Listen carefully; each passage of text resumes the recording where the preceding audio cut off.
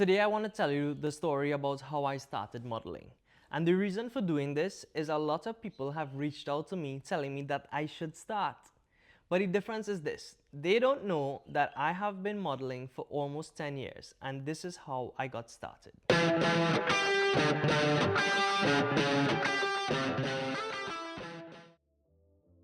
So I had an aunt who would always say, Suvir, you should get into modeling. She would always tell my mom, he have a good look, let him go and do a portfolio. You know, he'll make money from commercials and ads and these different things. Now, at this point in time, being 15, 16 years old, I had no interest in modeling at all, where cricket was my number one passion. With cricket being my number one passion and modeling being an idea or a thought, it didn't exist. For me, at this point in time, similar to a lot of people who tend to be backwards or have a small mind, I used to say, that's not for men. Also, I sort of frowned upon models, like men shouldn't be into that. You know, it's kind of girly. So yeah, I did have that kind of backward thinking. But fast forward 2 years later, I was in the gym, I was working out, and my aim for working out was my career at this point in time was commercial diving. A lot of people don't know I'm a commercial diver certified, where I can underwater well. That is actually what I was doing while I was working offshore. Now, this job being strenuous, I need to be able to be strong and fit. I had myself in the gym training now, not just for cricket, but for overall strength to be able to perform at my job as a commercial diver. With this being said, I challenged myself. I was like, I want to reach a certain goal where I can get my body in the best shape I've ever been before. So with me being in the gym, with me putting on, let's say 20 pounds of muscle, it was time to cut. Cut meaning that I wanted to get a six-pack abs. You know, that summer body that we all dream about. Prior to this, and something that I forgot to say, is a key part of this story.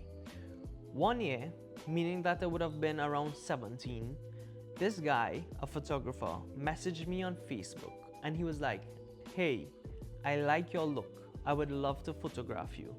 And he also sent pictures of some of his work that he've done. Now, those photos had shirtless guys in it. Those photos were very artistic, and also it was something that I never really seen before outside of a magazine.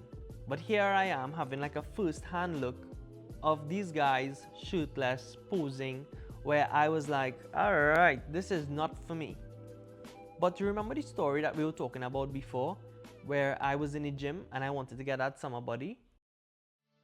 What are the odds that this same guy, a year later, is gonna see me in that gym and he walks up to me and he says, you,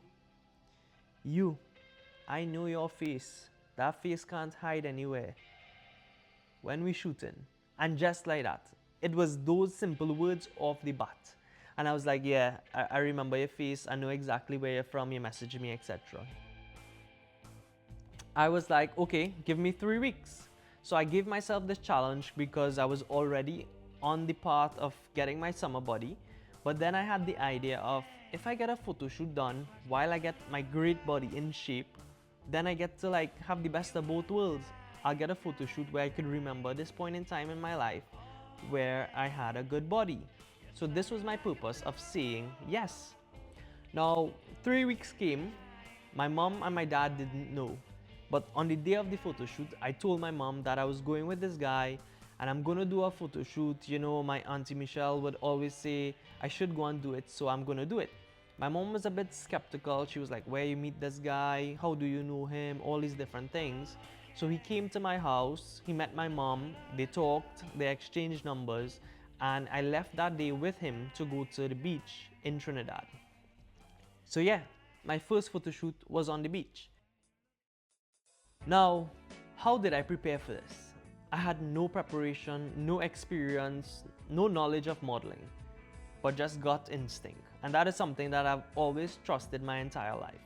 So he would give me these little prompts, and the prompts were like, okay, if you're watching into the camera, I want you to think about a girl that you really like, and if she were to look at you, what you would think about while you're looking at her, if you're trying to flirt with her, if you're trying to impress her. Now, if this girl were to walk past you, how would you look back at her? And these were some of the tips that I got to like naturally get into yourself, to really think, to create scenarios with your eyes. You see, in modeling, your eyes, not just your body, is very important to relaying the message as to how the model feels. And a lot of people think modeling is just about them. It's not about them. It depends on what type of photo shoot it is. Back to the story. I completed this photo shoot. The photos, I posted them online and I showed my dad, I showed my mom.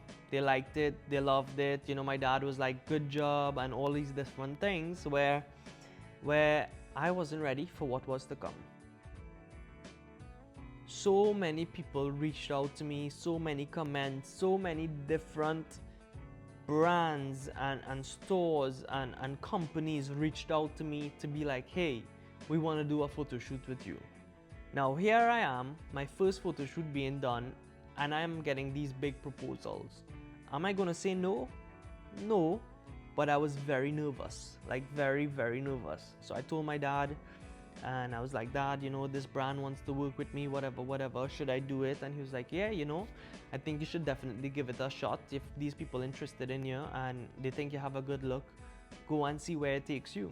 So I did it, and at a young age, I worked with some really big brands in Trinidad to become the face of their product and their stores and their company. And it wasn't just small scale stuff. It would be billboards, it will be newspapers, it will be different print for like so many different things. All these brands, and also doing fashion shows in Tobago, in Guyana. I came back to Trinidad and I met with someone who gave me an opportunity that really changed my career. It was a former Miss World, Atalia Samuel, who came to me and she was like, Suvir, you know, you have a good look and everything like that, but you have a really good personality that would work in pageantry.